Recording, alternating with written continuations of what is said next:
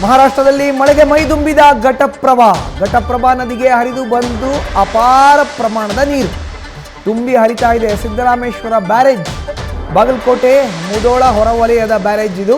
Siddarameshwara barrage ಎಲ್ಲಿದೆ ಅಂದರೆ ಬಾಗಲಕೋಟೆಯ ಮುಧೋಳ ಹೊರವಲಯದ ಅಲ್ಲಿ ಇರುವಂಥ ಬ್ಯಾರೇಜ್ ಇದು. ಪಶ್ಚಿಮ ಘಟ್ಟ ಪ್ರದೇಶದಲ್ಲಿ ಉತ್ತಮ ಮಳೆ ಪರಿಣಾಮ ತುಂಬಿದೆ ಈ ಒಂದು ಬ್ಯಾರೇಜ್. ಬಾಗಲಕೋಟೆಯ ನದಿಗಳ ಒಡಲು ಈಗ ತುಂಬಿದೆ. ಬಾಗಲಕೋಟೆ ಜಿಲ್ಲೆಯಲ್ಲಿ ರೈತರು ಕಂಗೆಟ್ಟು ಕುಳಿತಿದ್ರು. ಈಗ ರೈತರ ಮುಖದಲ್ಲಿ ಮಂದಹಾಸ ಮೂಡಿದೆ. ಕಾರಣ ಏನು ಅಂತ ಹೇಳಿದ್ರೆ ಸಿದ್ದರಾಮೇಶ್ವರ ಬ್ಯಾರೇಜ್ ಈಗ ಭರ್ತಿಯಾಗಿದೆ. ಘಟಪ್ರಭಾ ನದಿಗೆ ಅಪಾರ ಪ್ರಮಾಣದಲ್ಲಿ ನೀರು ಹರಿದು ಬರ್ತಾ ಇದೆ. ಇದೆಲ್ಲವೂ ಕೂಡ ಮಹಾರಾಷ್ಟ್ರದಲ್ಲಿ ಆಗ್ತಾ ಇರುವಂಥ ಮಳೆಯ ಎಫೆಕ್ಟ್. ಸೊ ಒಂದು ಕಡೆ ಬಾಗಲಕೋಟೆ, ಬೆಳಗಾವಿ, ವಿಜಯಪುರ ಈ ಭಾಗಕ್ಕೆ ಈಗ ಇಲ್ಲಿ ಇರುವಂಥ ರೈತರು ಸ್ವಲ್ಪ ನಿರಾಳರಾಗಬಹುದು.